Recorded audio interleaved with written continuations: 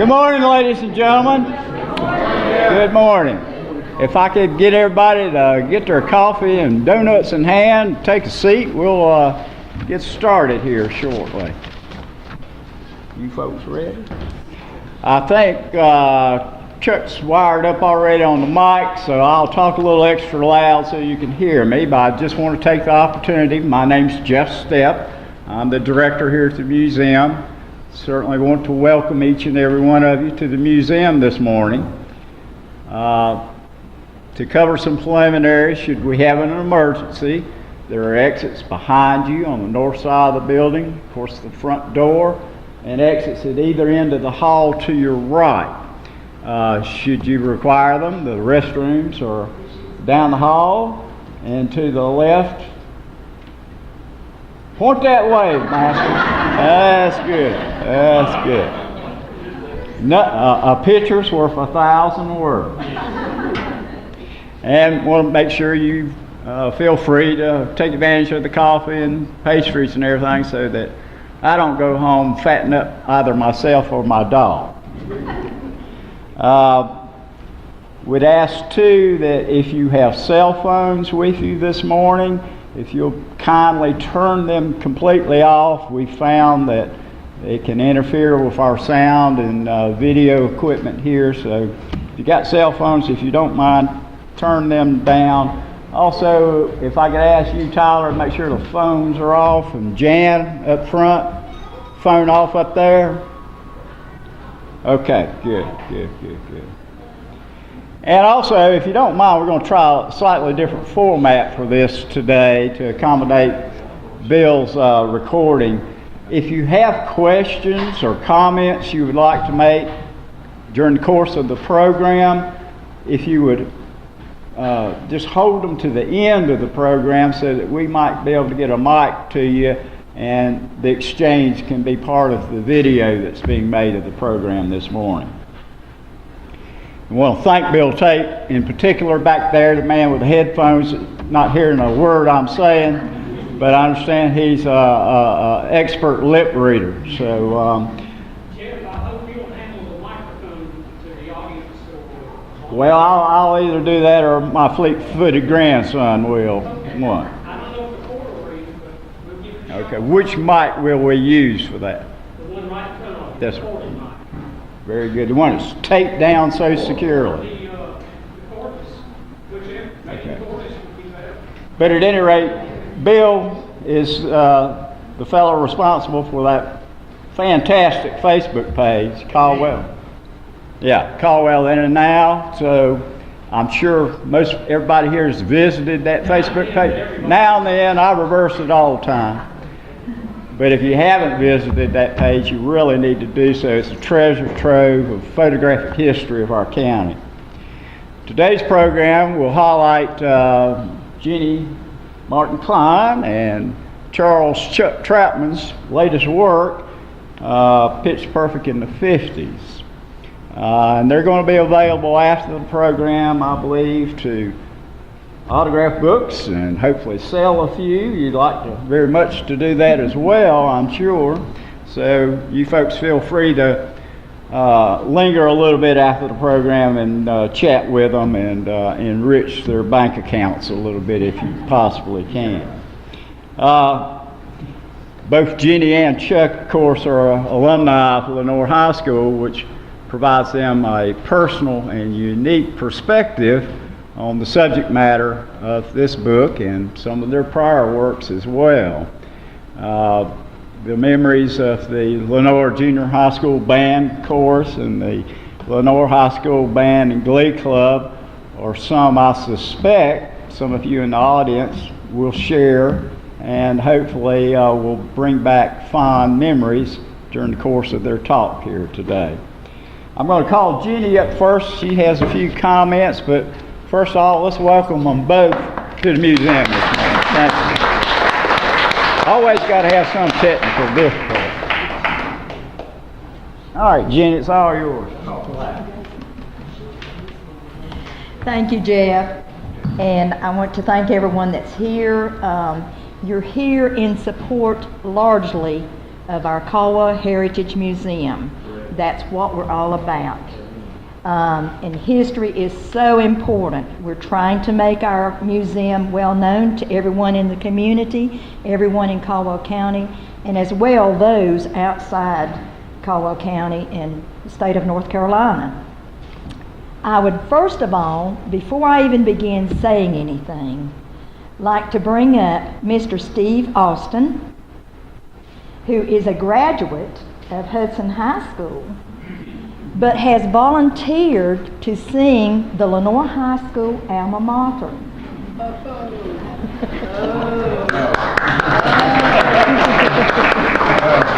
No, I didn't volunteer at all. I had an order from the judge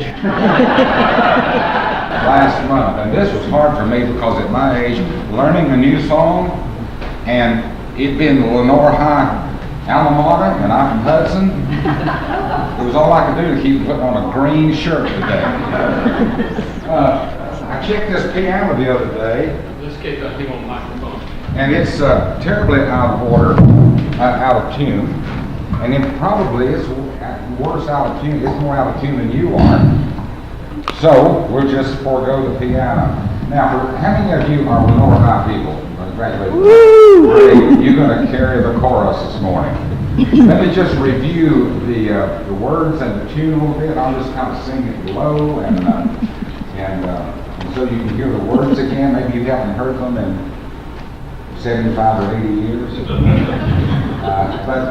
And you know, alma maters usually are very lofty in what they say, but I've never run across an alma mater that had these words in it: highest ecstasy. Now, buddy, that's up there, isn't it? All right. It goes something like this. Hail, alma mater, hail, hail to thee. Thy name will always hold in highest ecstasy. Glory and honor to thee we bring. Praise be Lenoir High. To thee we gladly sing. Let's do it again. Stand up. I pitched that for a bass singer, but I think you'll enjoy that pitch. Let's stand up and sing it. She couldn't hold back. She just had to stand. It's just you ready? Hail, hail, hail, hail, you ready? Here we go. Hail, alma mater, hail, hail to thee. Thy name will always hold in highest ecstasy.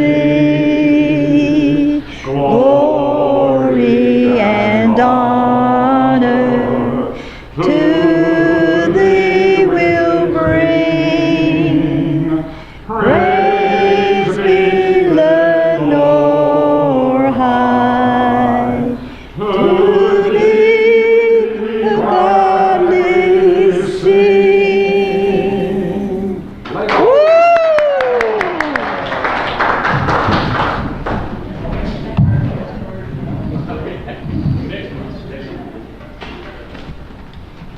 Thank you so much. That brings tears to our eyes, but it also brings memories back. Memories that we held in the 50s. There could be no other to us as children that lived within that period of time. So wonderful. We were safe, we were secure, we were loved. We had our teammates. And with that I say, Chuck was one of my favorite teammates.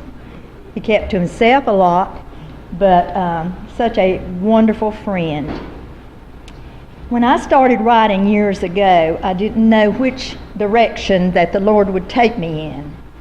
I always say that the books that I try to write are Christian books without profanity, eroticism, or anything that would be offensive to a reader of any age.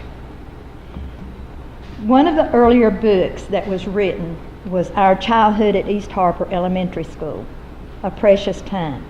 I know some of you may have attended another school, Hudson, Whitnall, West Lenoir, it doesn't matter.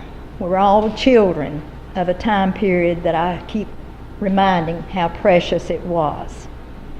This book was published and printed from a collection of memories, something that we can leave behind. As we grow older, we leave our legacy, we leave our collection of memories for others to enjoy. Because I feel that these times will never be repeated in generations to come.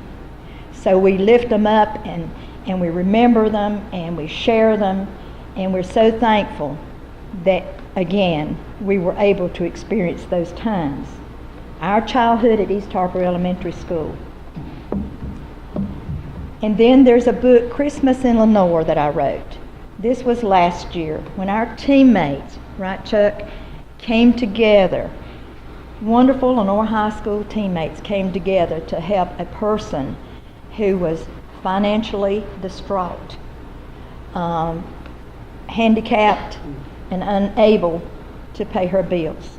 We raised $2,625 that we presented to her at Christmas last year. So this is a book that has stories from lots of members about their Christmases in Lenoir during this time period and how they celebrated. After that, I was led and inspired by a person who had sent me an email. Neil Isaac asked me if I would write a story about Captain Harper and all the wonderful musicians. I wrote him back and I said, I'm sorry. I was only in the chorus in the Glee Club. I was not in the band, so I had no experience that I could write about. Again, he approached me and said, give it a try. You're a writer. You're an author. You can do it. Something kept saying, no, you can't do it. And now I know why. It was meant for Chuck and I to come together. We came as Chuck being a band member, his beautiful wife Betsy being a band member, and all I could do was try to sing in chorus and glee club. But what a wonderful union this turned out to be.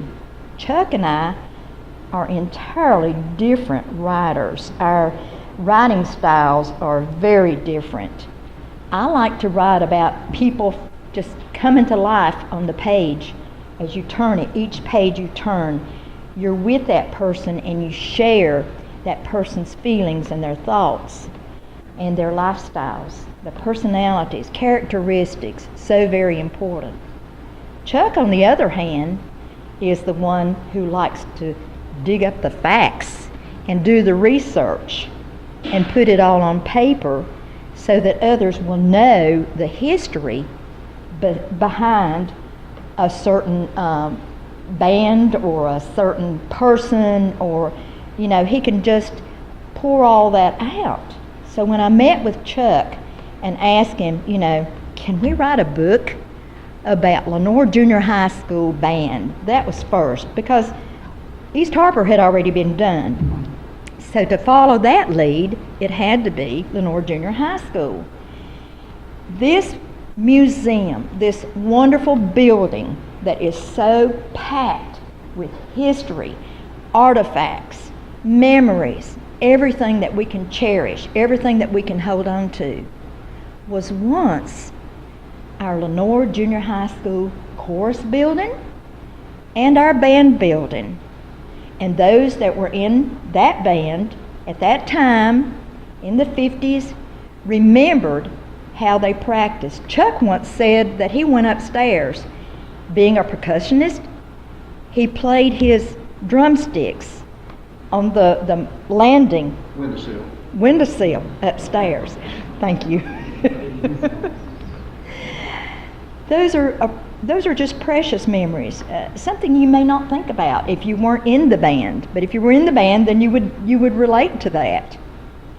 So the two of us got together And I said, well, I'm writing stories. I'm contacting classmates. I'm going to find out what they thought, what they did, what their experiences were, because that's my style.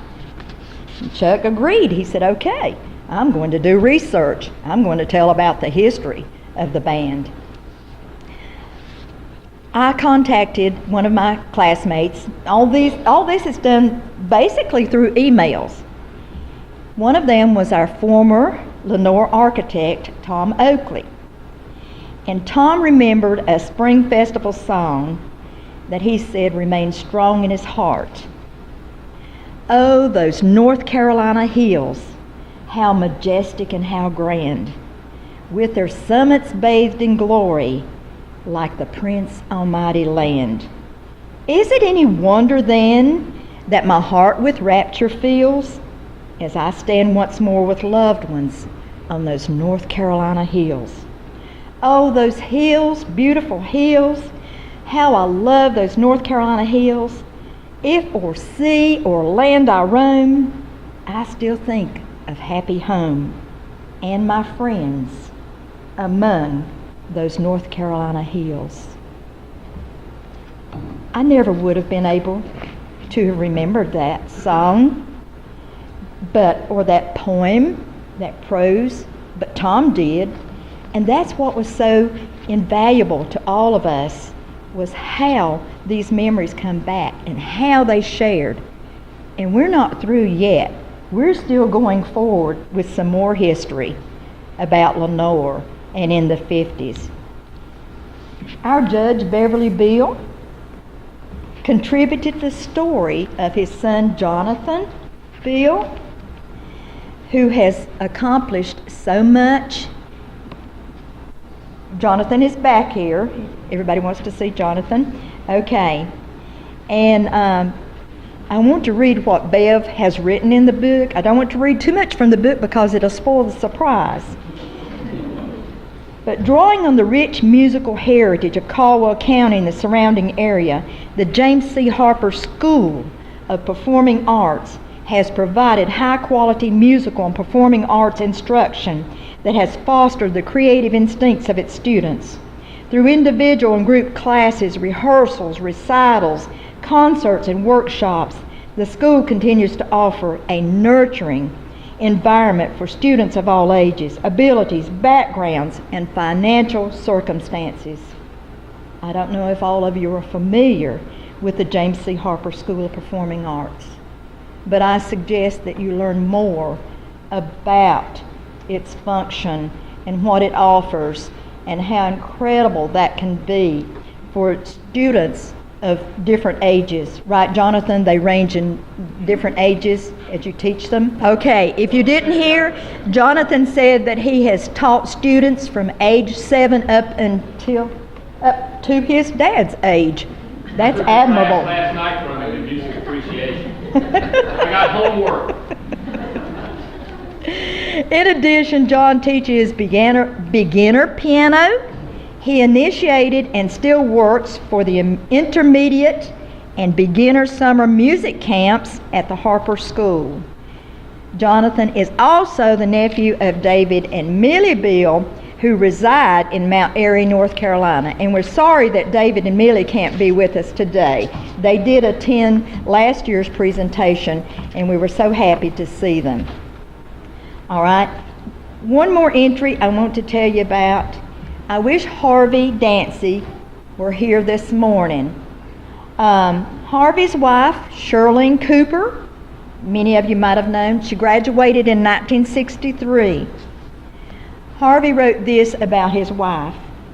It was sometime around Halloween in 1963 when my wife, Shirlene, performed an outdoor baton routine at the Lenoir Optimist Club in Lenoir, NC.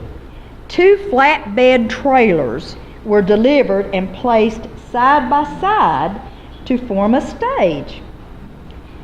He said, to the best of my knowledge, Shirlene was the only majorette in the LHS band who could twirl 2 batons simultaneously while lit with fire. Do any of you remember that? Wow. Her older and more experienced cousin, who resided in Morganton, North Carolina, had taught her the skill which Shirlene had mastered. If asked, Shirlene would teach her routine to other majorettes. Shirlene was unaware that kids would stand close and surround her stage.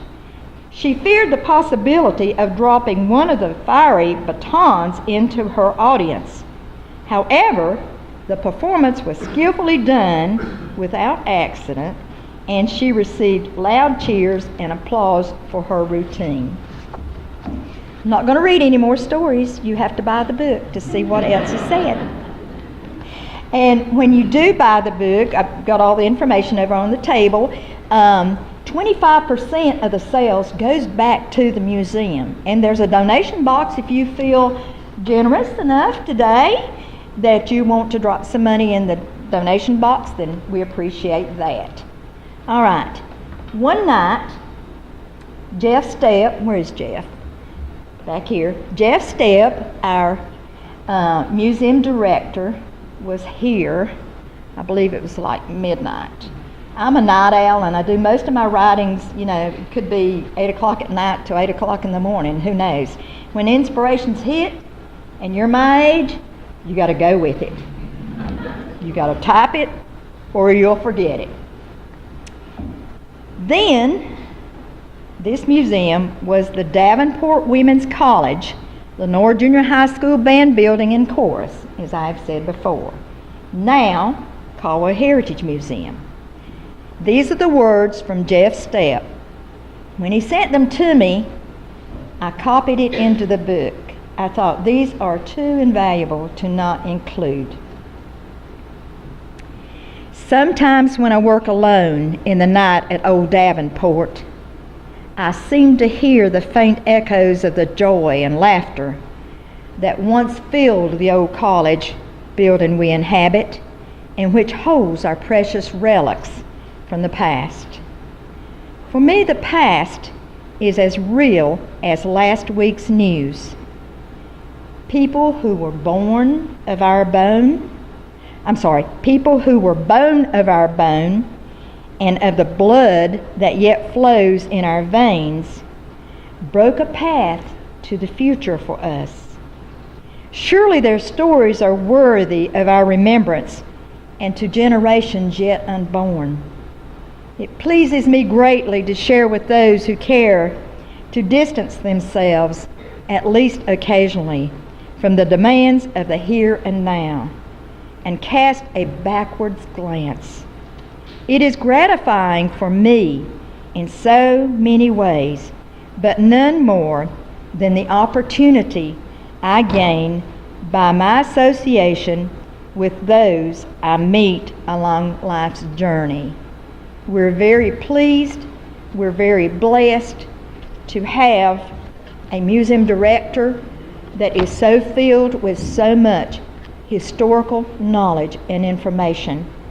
We learn as volunteers, we learn as tourist visitors that come through this amazing building. We learn so much about the past that we never could have learned or become aware of without such a knowledgeable director as Jeff Stepp.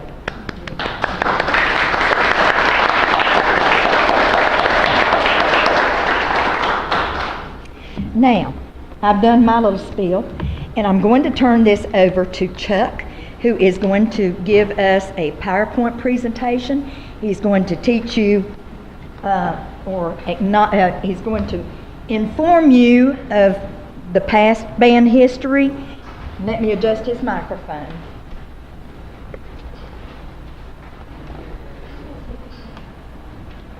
That should be good, I think. Bill, can you hear me okay? Okay. Thank you, Jeannie. Good morning. Thank you so much for being here today. Before I start, I'd like to say a couple of thank yous. First, to Jeff and the board of the museum, thank you very much for giving Jeannie and me this opportunity to talk to you today about this book, and I'm going to be talking about exclusively, really, the Lenoir High School band, because we can't cover everything that's in the book, obviously. But thank you for giving us this opportunity, and thank you to you for being here this morning. It'd be a little embarrassing to do this without an audience, so thank you. We appreciate very much your taking your time this morning to be here. I hope you'll find what we're going to share with you interesting and bring back a lot of memories for a lot of you, I'm sure. I'll put a caveat in here before I begin. There are several people in the audience today that really actually know a whole lot more about the Lenoir High School band than I do. Phoebe Jones Stallings is here, and I'm having a senior moment. Phyllis Hedrick Miller are here. So I'll ask them if they'll be gentle with me. If you hear me make an error of fact, please be gentle in your criticisms, okay? As Jeannie said, my wife Betsy and I both were in the Lenoir High School band. When Jeannie came to me and said that she wanted to write a book about the music programs in the Lenoir City school system at the time that we were in. Jeannie and I are both members of the Lenoir High School class of 1959. I'd never attempted to write a book before, and I said, well, Jeannie, I don't know if I can do this, but I did, and hopefully what we have done together you will find interesting and rewarding to read. I learned a couple of things working with Jeannie on this. One is I didn't realize how many rewrites you do when you are writing a book. You don't write a page and you're done with it. You rewrite it 2, 3, 4, 5, 6, 7, 8 times or more sometimes. The other thing is that I learned is that it's very difficult when you're writing a book to know when you're finished because you usually have more material and you can just keep writing. This is a little over 300-page book. It probably could have been a 600 or 700 or 800-page book. So that's one of the problems, is to know when you're finished and when to stop. But it was a real labor of love and enjoyment for me. Before I begin, also let me offer one other thing. Please excuse me for remaining seated. I hope most of you can see my face. I can see your face. But I hope you'll understand that I'm not able to stand at the podium throughout the presentation. Okay, so let's talk about for the rest of the morning mainly about Captain Harper and the Lenoir High School band. We've titled our book "Pitch Perfect in the 50s." So it is primarily based on our experiences in the band in the mid to late 1950s. As I said, I was a member of the class of 1959. I point out to you on this slide, this is the lintel over the main entrance to the old Lenoir High School band building at the West Harper Avenue entrance to that building. I'll refer back to this later, but this is the Lenoir High School band logo. I'm not sure whether this was carved or cast. But I think it's marble. But that's in the lintel, as I said, over the entrance to the building. The Lenoir High School band existed for 53 years. Some of you are wearing a t-shirt today. Phyllis has got one on. The high school existed from 1922 to 1977. There were more than 1,000 students that were in the band during that period of time. Each student that was in the band had their own experiences and therefore have their own memories of the band based on those experiences and the time period that they were in the band. It was not possible for me to write a comprehensive history of my own knowledge of the band because I wasn't in the band in the 30s and 40s or the 60s and 70s. So every student has their own unique experience. What I have written for this book is based primarily on mine and Betsy's experiences in the band and our recollections. for me, the 1956 through the 1959 school year. The resources I used in writing the book, in addition to our own memories, came from a variety of sources. Captain Harper had written a small book of his own after he retired about the band, which is out of print. We were able to get a copy from a classmate of ours, Barbara Watson Mathis, who lives in Tennessee, that she loaned to me. And I had never seen that book before, so that was a valuable resource. Lucy McCarl, as you may know, has written a small book about the band. I also used some of that as a resource for this book. I believe this is on sale here, I think, at the museum. Bruce Cragg was very generous to share with me, to loan me a number of items from his extensive collection of Lenoir and Caldwell County memorabilia. About the band in particular, he loaned me a number of newspaper articles and actual magazine articles, as well as, I think, Bruce, about 75 or so of the old printed programs from band concerts. My wife Betsy also kept a scrapbook during her 3 years in the junior high band and 4 years in the high school band. That was a very valuable resource to me as well. And we used a number of the photographs that Bill Tate had enhanced and improved in the book as well. This is an early photo of Captain James C. Harper. Well, I think it's from in the 1920s, late 20s, early 30s. Captain Harper became director of the Lenoir High School Band in 1924. The old Lenoir High School down on Willow Street first opened in 1922. So 2 years after that, the Lenoir High School Band was formed, and Captain Harper became the director of that band in 1924. Captain Harper retired as band director in 1958 after 34 years. The school board, when he retired, named him director emeritus. Now, something you need to know about this. Captain Harper retired in 1958. He retired because in 1958 he was age 65. And the Lenoir City school system had mandatory retirement at age 65. Otherwise, he probably would never have retired. Okay? If the school had continued beyond 1977, I expect he would still be there as long as he lived. But he officially retired in 1958 after 34 years. He became director emeritus. But in truth, he didn't really retire at all. Yes, there were others that became officially the band director, but Captain Harper remained just as involved and active with the band on a day-to-day basis for the next 19 years as he had been for the first 34 years with the band. He went to the band building every day and spent all day there and did everything he'd always done as director emeritus.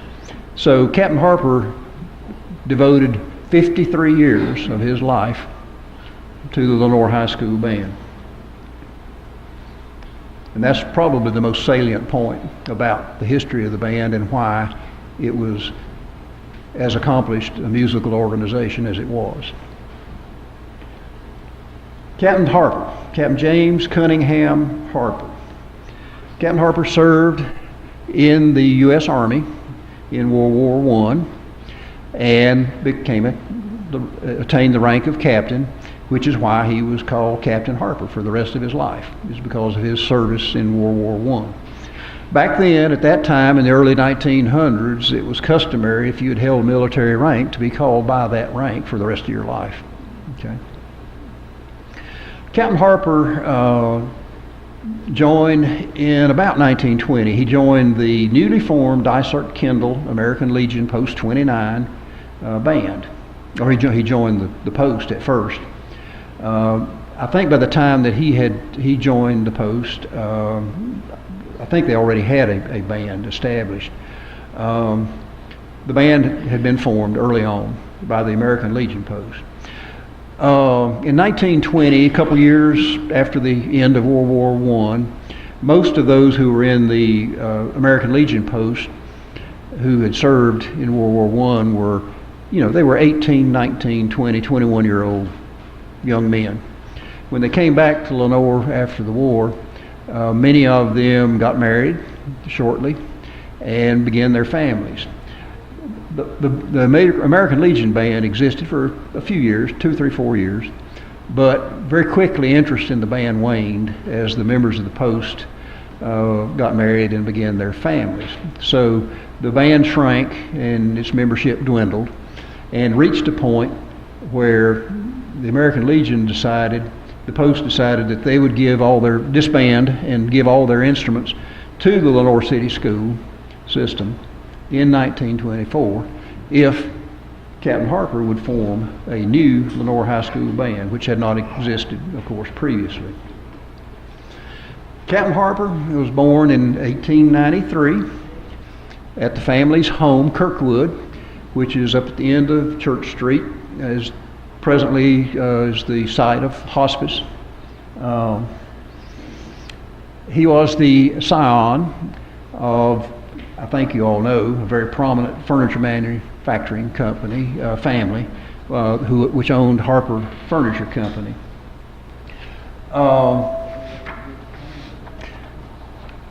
I'll refer to this again in a minute as well, but in this photo of Captain Harper, I ask you to notice the band uniform that he is wearing. On the left shoulder, the patch with the band logo.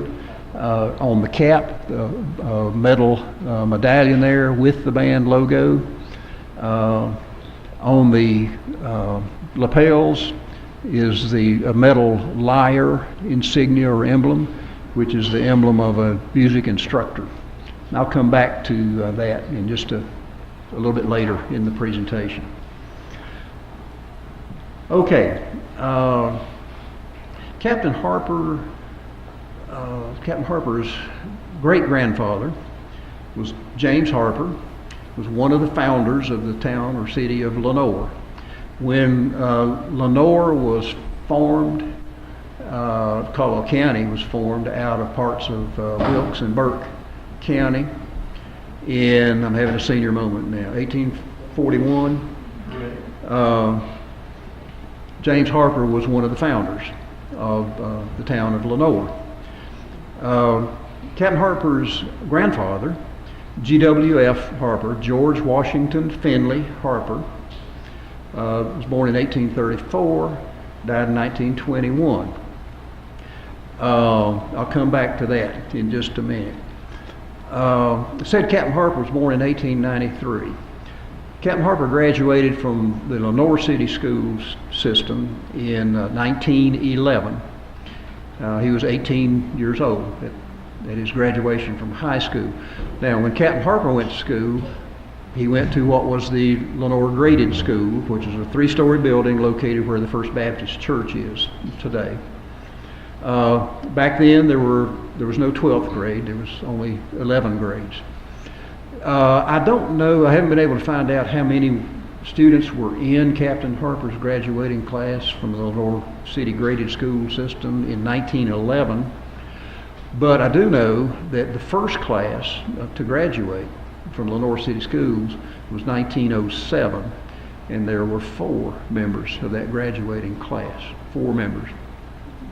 2 years later, in 1909, the graduating class of Lenoir School in 1909 was 1.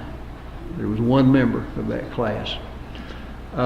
There probably weren't more than 4, 5, or 6 in Captain Harper's graduating class in 1911, because you have to realize back then it was very, very unusual for anyone to complete school, public schools, to go through and graduate. Most people had a 2nd, 3rd, 4th grade education. Even when Jeannie and I were in school in 1959, the dropout rate was 50%, and there were a lot of people had been through the Lenoir school system that only finished the 7th or 8th grade. It was highly unusual back then for someone to actually graduate from high school. After he graduated in 1911, Captain Harper went to Davidson College for 4 years and earned a bachelor's degree, graduating in 1915 at age 22. That was highly unusual for anyone to graduate from college back then. In 1915, there probably wasn't 1/10 of 1% of the population of the United States were college graduates. Okay, very rare. But not only did he graduate from Davidson College in 1915, he went then to UNC Chapel Hill, where he earned a master's degree in economics in 1916. Okay. Very, very unusual to have a master's degree. After finishing college, Captain Harper did not come back to Lenoir. He moved to New York City in 1916 and got a job at Guarantee Bank and Trust Company in Manhattan, where he worked for about a year and a half, until the United States entered World War I in April of 1917. Sometime after that, Captain Harper volunteered and joined the United States Army. He served in the Army about a year and a half, until the armistice in November of 1918. Okay. After the war was over, when he returned, he did not go back to Manhattan. He instead returned, but not to Lenoir. He went to Winston-Salem, North Carolina, in late 1918, early 1919, where he went to work for Wachovia Bank and Trust Company in Winston-Salem, and he worked there for about 2 years. It was while he was working at Wachovia Bank in Winston-Salem that he met his future wife, Charlotte Kritz. Okay. But he was only in Winston-Salem for a couple of years, and his father, George Finley Harper, asked him to come back to Lenoir to join him in the family business, Harper Furniture Company, which Captain Harper did. He returned to Lenoir. Apparently, Captain Harper wasn't real keen on the idea of working in the furniture business or in his family's businesses, because he basically never did. He spent just a very short period of time working with his father at Harper Furniture Company. Notice on the slide, G.W.F. Harper, born 1834, about 7 years before Caldwell County was formed, died in 1921. That's his grandfather. His father, George Finley Harper, born in 1864, okay, died in 1921. His grandfather and his father both died the same year, about a year after he returned to Lenoir. Now, G.W.F. Harper, George Washington Finley Harper, born in 1834. When the Civil War started, he was about 25 years old. He joined the Confederate Army and rose to the rank of major in the Confederate Army. After the war was over, and we all experienced here in the South the Reconstruction, the military occupation and Reconstruction for about the next 10 years or so. But that was through the 1870s. In the 1880s, 1890s, and the early 1900s, the economy began to recover in the South after having been devastated by the Civil War. G.W.F. Harper, during that time period, became a very prominent local citizen, entrepreneur, businessman, and became very wealthy. G.W.F. Harper was the founder and owner of Harper Furniture Company. He was the founding partner and president of the Bank of Lenoir. He was the founder and chairman of the railroad from Hickory to Lenoir. He was vice president of the Lenoir Cotton Mill. He was postmaster of Lenoir both before and after the Civil War, at a time when being postmaster was a really big deal. Okay? So G.W.F. Harper became a very wealthy man. G.W.F. Harper married Ella Rankin, who was the daughter of the Reverend Jesse Rankin, who many of you have heard of. You know the Rankin house here in town. Reverend Jesse Rankin, of course, was a Presbyterian minister. The Harper family were pillars of the First Presbyterian Church in Lenoir their entire lives. G.W.F. Harper and Ella Rankin Harper had 2 children, George Finley Harper, Captain Harper's father, and Ellen Harper, who married a Bernhardt. And that's the connection between the Harper family and the Bernhardt family. Okay.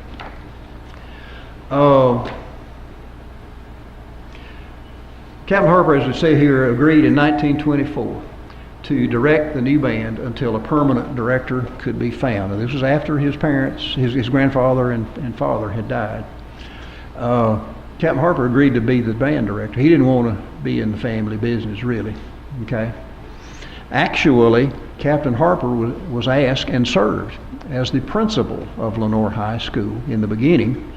He was asked to be the principal to teach a couple of three classes. He was asked to teach world history, United States history, and Bible studies in high school, as well as be the director of the band. And he tried that for a brief period of time, and then he went back to the school superintendent and said, this is a little too much. I can't do all of this. What I'd really like to be is the band director, period. And that was what happened. He became the band director. And as I said earlier, he officially retired in 1958, was director emeritus until the band was closed when the school system merged with the Caldwell County school system, and Lenoir High School was closed in 1977.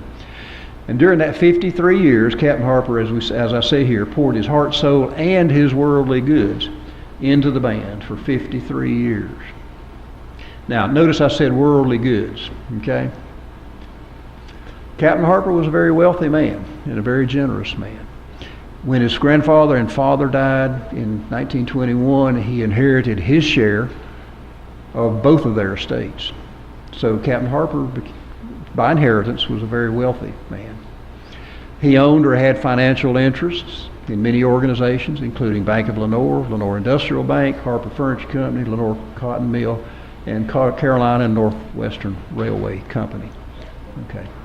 But as wealthy as Captain Harper was, his wealth was a pittance compared to his wife's wealth. His wealth was far overshadowed by the wealth of his wife, Charlotte Critz Harper.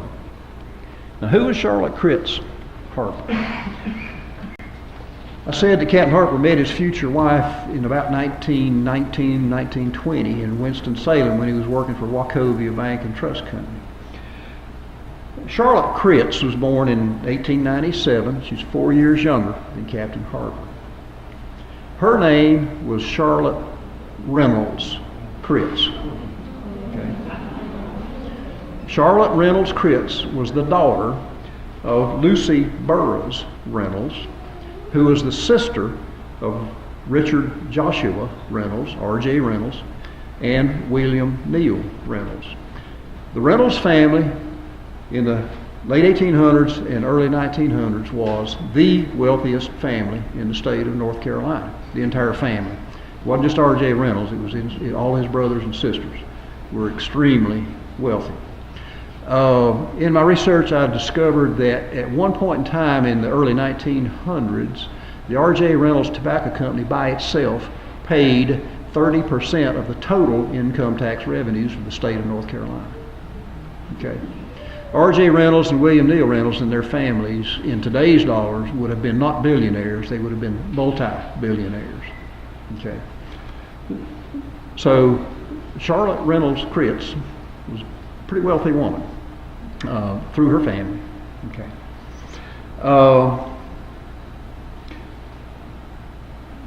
They met, as I said, when he was working at Wachovia Bank in Winston-Salem in the 1919, 1920, that period. They didn't get married until 1927, and Captain Harper had come back to Lenoir in 1920. So they had a long-distance courtship for about 7 years before they got married. When they got married, Captain Harper was 34. They got married in 1927. He was 34 and she was 30 years old. That's a little late. They didn't get married as, they weren't spring chickens when they got married. They were, a bit older, okay? So they didn't rush into marriage by any means. They got married in 1927. She died in 1950 at age 53. Okay. They were only married 23 years. Okay. Captain Harper outlived his wife by 36 years, and he never remarried. But he and Charlotte Reynolds Critz got married in 1927, married for 23 years.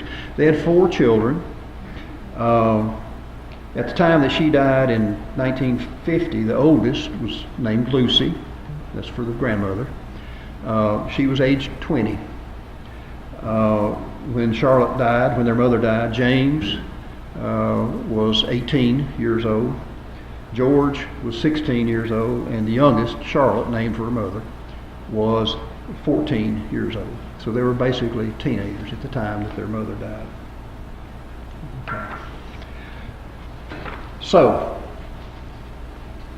combining Captain Harper's money, and during the 23 years they were married, but also after Charlotte Critz Harper died, Captain Harper inherited her monies.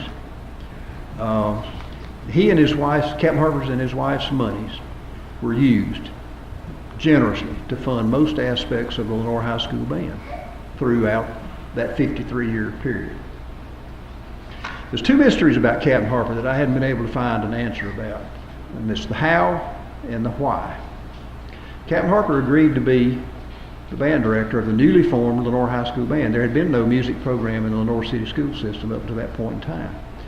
Okay, how did he become band director?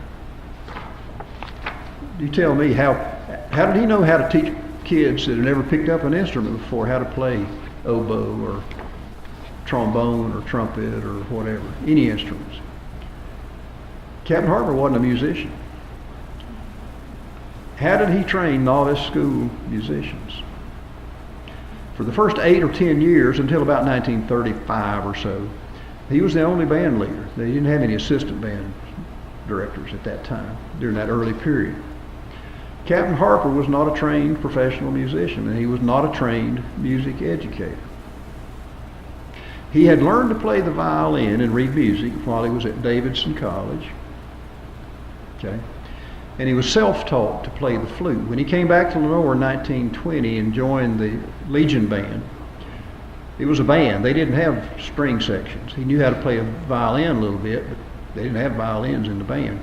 So he ordered an instruction manual and taught himself to play the flute. And he joined the Legion Band playing the flute, and played the flute for the rest of his life. I remember well him playing flute in the loft up with the choir at First Presbyterian Church at Sunday morning worship services. He always played the flute every Sunday. That's the how. How did he teach these kids how to play and play so well? The other one is why. Why did he decide the band would play classical, orchestral, or symphonic music? Okay, this was 1924 when he started. The bands of that day were brass bands. Back then, through the late 1800s, early 1900s, most communities had a local volunteer community brass band, and a lot of companies had their own company brass band, but these were brass bands. They weren't orchestras or bands with woodwinds sections or string sections. Okay, the bands of the day were brass bands. They played marches and popular tunes of the day. Okay. You know, this is the bandstand on Saturday morning or Sunday afternoon up on the town square playing music for the populace. Okay. The second thing is 1924 was the Roaring Twenties. This was the jazz age. Okay. Most bands by the 1920s were playing jazz music. Okay. Captain Harper had a thing about jazz or popular music in the 50s about rock and roll. One of his rules was if you played Lenoir High School band, you were prohibited from playing in a dance band, whether it was a jazz band or a rock and roll band. He didn't want you to have anything to do with that kind of music. It was classical orchestral music. So I've never gotten a good answer to those questions. How did he train musicians, not being a trained music educator himself? And why classical music? He had no training really in classical music either. Okay. What Captain Harper did was, after the first 8 or 10 years the band was in existence, he did begin surrounding himself with really outstanding assistant band directors. Over the period of years from about 1935 to 1977, the band had about 15 assistant band directors. Most of those assistant band directors were young men or women right out of college or shortly out of college. that stayed with the band for 2, 3, 4 years, maybe, before they moved on and became band directors of some other high school band in their own right. Okay. A few stayed longer, but not very many. Now, in the book, I'll give you a little bit of a detail of some of the 15 assistant band directors. When Betsy and I were in the band, this in 1956, this was the band faculty, in addition to Captain Harper, who was an instructor himself. He taught flute and also woodwinds. But in 1956, the Lenoir High School band had a faculty of 5, including Captain Harper. John Kaufman was the woodwind instructor. John Kaufman was a graduate of Juilliard School of Music and had studied under the principal clarinet of the Philadelphia Orchestra, and I can't remember his name right now.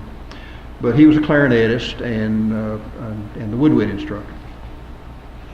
Ralph K. Ostrom, Captain Ostrom, was mine and Betsy's, he was the brass and percussion instructor.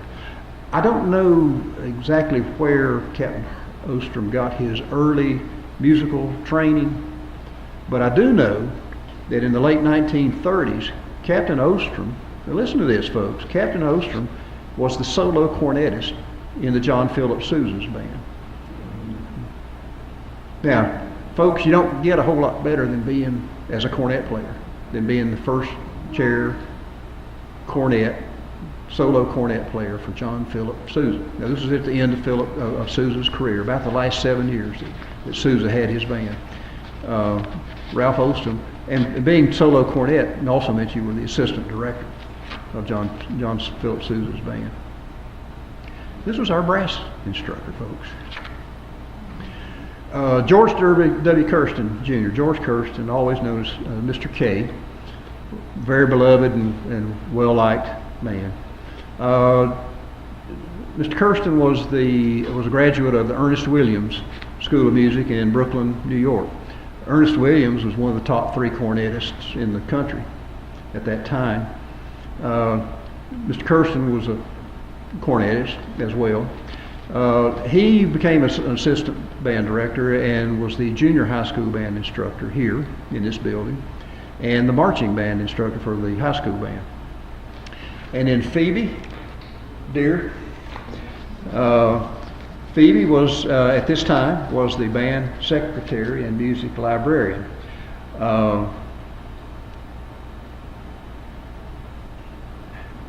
This is remarkable, folks. I don't know if you realize this or not, but even today, most high school bands have a band director, and that's it. Maybe if they're lucky, they got one assistant band director. You know, our high school band had a faculty of 5.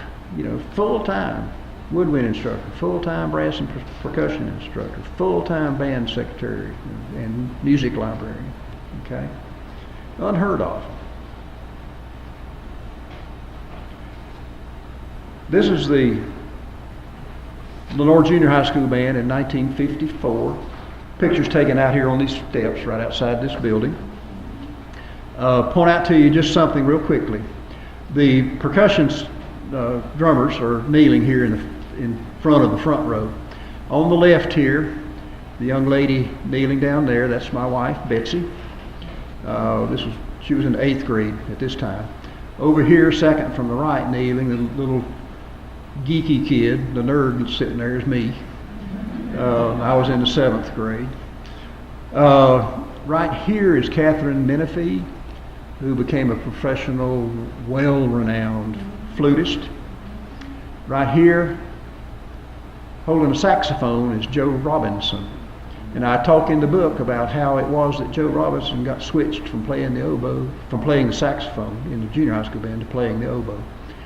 Right up here is Wilfred Roberts. And I talk about all of these in the book a little bit. Okay. About 1960-61, after Captain Harper had retired in 1958, this is the faculty at that time, a premier faculty, a staff of 5. Captain Harper was director emeritus at that time. He had been retired a couple years, but like I said, he never gave it up. He stayed with it every day for the rest of his, until the band closed. When Captain Harper retired in 1958, Bernard Hirsch was hired to be the band director. He came from the Marion High School band in McDowell County. Mr. Hirsch was the band director for about 10 years, about 10 years or so. About the time that Mr. Hirsch was hired, I'm not sure, Phyllis, I think it was about the same time, in about 1958, but John Miller was hired as well as assistant director, the same year, as assistant director. And when Mr. Hirsch left in 1969, then John became the director of the band until the school closed in 1977. At that time, Madeline Herman Mullis was the junior high band director, and Asley Austin was the band secretary, music librarian. Notice, if you will, on the lapels of Austin's uniform, you see the crossed quill pens, which are the emblem of a scribe, meaning that she was the band librarian and secretary. The other faculty members that you'll notice, like on Madeline's lapel, they're all wearing the lyre emblem. They were all as music instructors. That's why they wore the lyre. Okay. The Lenoir High School band played Class 6 music, which was the most difficult level. It's the same music arranged for band, but it's the same music played by all of the major symphony orchestras in Europe and the United States, by all the world famous composers, from Bach, Beethoven, Dvorak, Berlioz, Wagner, Tchaikovsky, you name it. Okay. The band won the superior rating, top rating, in the North Carolina State Music Contest Festival, or band contest, for 42 years. That's an unsurpassed record. Now, it's hard to sit here and help you to understand, if you're not a musician or a professional musician, what that means. Class 6 music, 42 consecutive superiors. It means the band was really good. Okay. Now, 42 consecutive ratings from 1933 to 1977. Now that's 44 years. The band contest was not held in 1943 and 1944 because of gasoline rationing during World War II. So it covered a 44-year span. A lot of these plaques are upstairs in the museum for you to look at. Now, I mentioned the band logo on the lintel earlier. The band had its own patented trademark. It was designed by Captain Harper's sister, Margaret Harper. This logo was used on everything. It was on the front of the band building, in the floor tiles, in the foyer of the band building. It was on the patches of the sleeves in the uniforms, on the cap emblems, on custom buttons. After the program's over, come up and look at this program. Ooh, it's going to be a problem. Okay. Look at the buttons on the uniform. They have the logo on them. Okay. They were used on the band buses and equipment truck. I'm getting a high five sign here, and I've only got another hour. I'll try to speed it up, Bev. This is the band building, okay? But this is actually only one half of the band building. This is the band building that existed when Betsy and I were in the band. This building was built in 1937. Only half of the band building that Captain Harper had designed and had architectural plans drawn up for was built in 1937 because it was still the depths of the recession and there just wasn't enough money to build the whole building. Okay, so this building, this part of it, now I'll come back to it, but notice where the flag is over the windows, over the entrance to the building. I'll come back to that in a minute. This building was built in 1937 at a cost of $40,000. Now, it doesn't sound like very much in today's dollars, but folks, $40,000 in 1937 was the equivalent of about $750,000 to $1 million in today's dollars. But guess what? Lenoir City School System didn't pay for this building. Lenoir City School System paid $15,000 of that $40,000. The other $25,000, Captain Harper paid out of his own pocket. Okay. That was the equivalent in today's dollars of about, the city school system put in about $250,000 into the building. Captain Harper put in the equivalent out of his own pocket of about $500,000 into the building. This building was 3 stories, as you can see. It was considered fireproof construction, meaning it was built with steel beams and concrete and rebar with a brick facade. Okay. The building was finished in the early 60s after Captain Harper retired in 1958. Captain Harper's generosity. This band building, as I said, was largely paid for by Captain Harper. The building featured on the first floor Captain Harper's office, office spaces for the faculty, office for the sheet music librarian, for the band secretary, instrument locker storage rooms, uniform storage rooms, instrument repair room, lockers, and so forth for the boys and girls, and restrooms. The second floor had practice rooms. When we were in the band, that half of the building that was built, there were about, I think it was 12 practice rooms. The third floor had a rehearsal hall with its own built-in permanent set of risers. It had the percussion section practice room, an audio room where Captain Harper could play recordings and make recordings, as well as other areas. The practice rooms were soundproofed, or pretty nearly soundproof, according to the standards of the day. And they were wired with an intercom system, so that the band secretary or the band faculty members, if they could not be in the practice room working one-on-one with the student, they could listen in and see what the student was doing, whether they were actually practicing or whatnot. The band had its own band buses. Now folks, this was unique. Most high school bands, if they travel anywhere today, they go in a yellow school bus or a white activity bus. Our high school band had its own band buses. The first band bus was bought and paid for by Captain Harper, as was the instrument truck. The second bus was bought and paid for by the Kiwanis Club through a public fundraiser. These were in service for 34 years. They were in service when Betsy and I were in the band. Notice that they're fifth wheel trailer type vehicles. They got a cab and a tractor. Notice on the doors of the cabs and the instrument truck, the band logo. On the side of the trailers, the band logo. Down the side of the trailers, Lenoir, the Furniture Center of the South. Across the front of the trailers, Lenoir High School Band. These were red buses owned not by the school system. They were owned by Captain Harper. Okay. The gasoline-powered tractors early on, later, were replaced with diesel engine tractors. These were in service until about 1964. As I said, the original bus and the equipment truck were bought by Captain Harper. In about 1964, these old buses were replaced with modern, quote-unquote, modern by that time, motor coaches.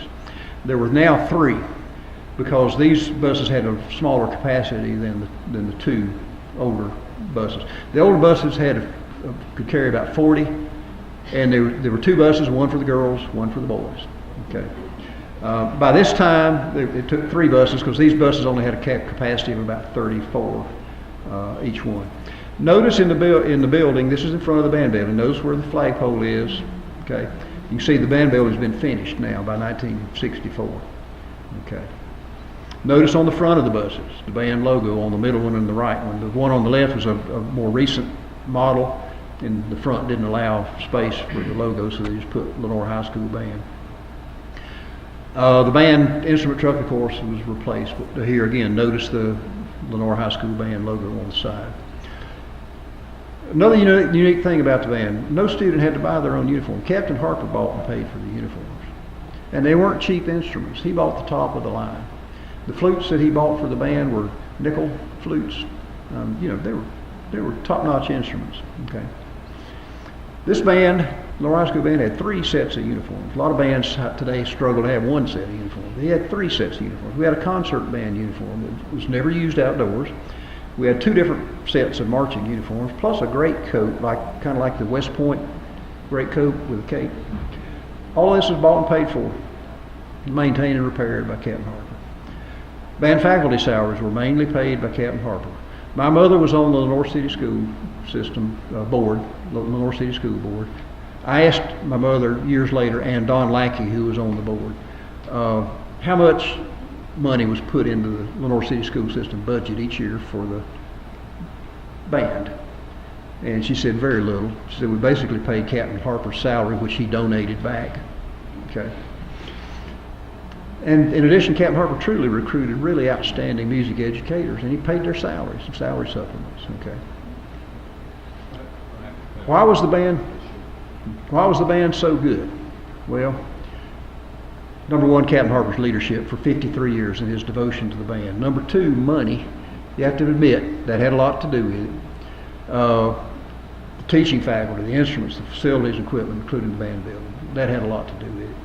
The feeder system, the junior high school band system, by the time a student got to the band in ninth grade, they'd already had 2 or 3 years of beginner music experience and had a certain degree of training by the time they even got to the band. The last thing was practice, practice, practice. Now let me point out to this, and I'm trying to go fast, Bill. When you were in the Lenoir High School band, folks, you spent about 3 hours a day in band practice. Now think about that, 3 hours a day. Marching band drill started before school at 7:30, went for about 45 minutes.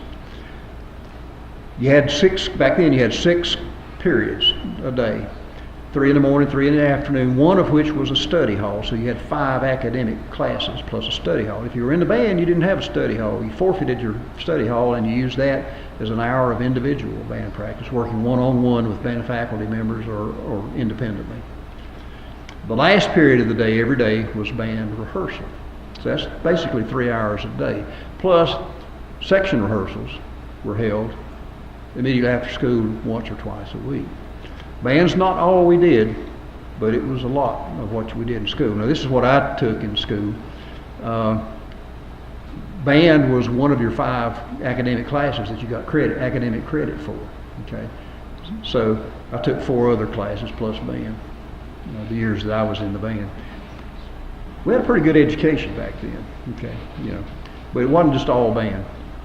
The band played for 40 years, every year at the UNC Virginia football games, home and away, at Chapel Hill and in Charlottesville. This is the band in the 60s at Keenan Stadium in Chapel Hill performing. The band took a lot of band trips. In addition to going to the UNC Virginia game every year, we played Davidson homecomings every year, their football games. We played at Wake Forest, Lenoir Ryan, Appalachian State, a lot of other places. The band marched and performed in every Lenoir City parade during its existence, Christmas parades.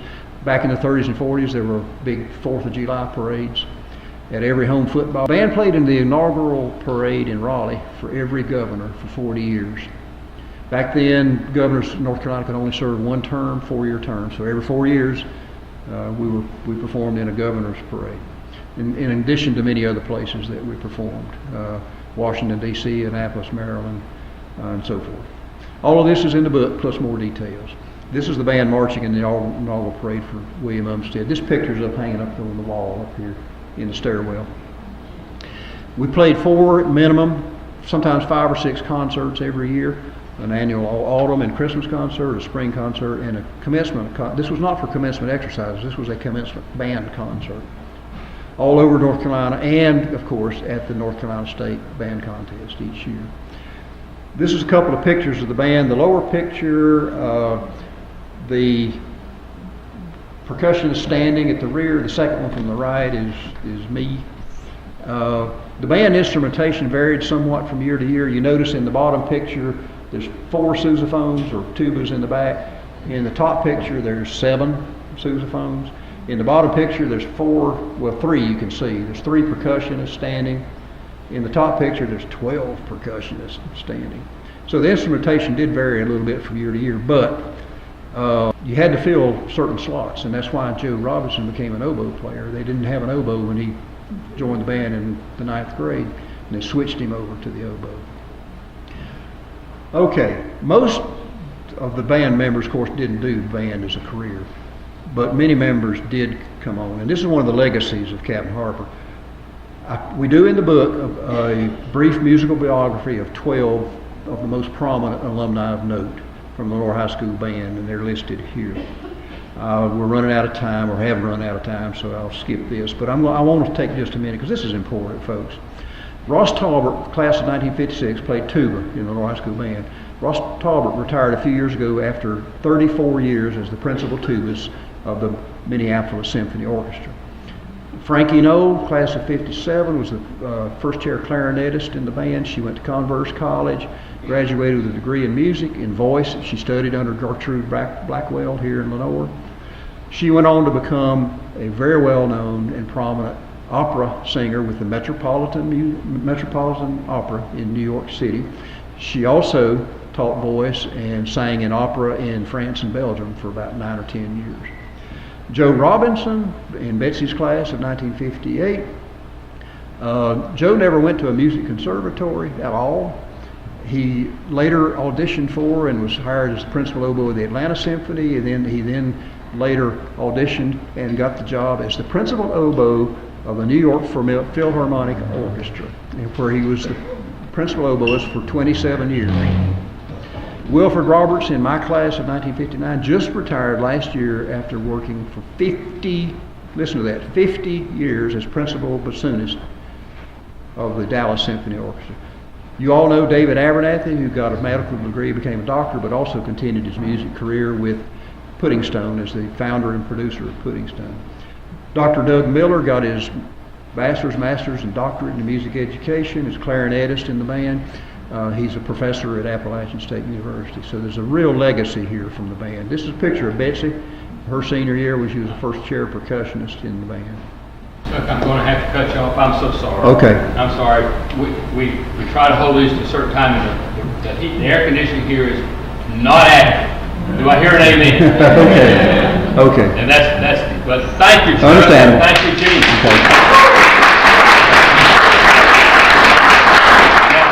Beverly, let me say, please, right quickly. Yes.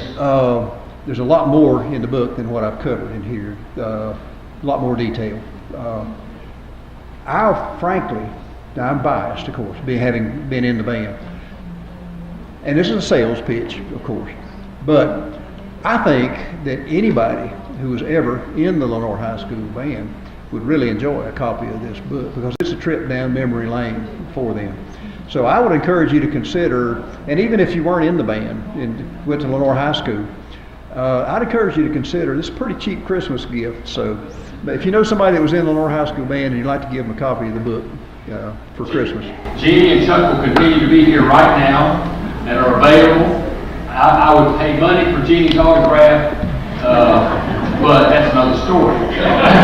So thank you all for coming. We so appreciate you being here. Stick around, ask questions, talk with them, and we're going to devise some way to record the remainder of what we know about this. And Bill Tate deserves great credit, videographer. This will be on a video format and can be seen again by Caldwell now and then, correct, Bill? Caldwell County now and then, and watch YouTube also. And one other thing, Chuck, is it correct that the only junior high school in Lenoir at that time was Lenoir Junior High School? Yeah. So this is the only junior high school that fed students to Lenoir High School. Correct. In the music program. And that's kind of important because they certainly did have to have high standards here in order to even get in that Lenoir High School band, correct? Now that's the relationship between Lenoir Junior High School and high school. And I remember my brother David starting in the band here. And he started in the cornet, and Mr. Kirsten was involved. And he told David, "You're not good, that's not good for you. Play the trombone." David became a trombonist.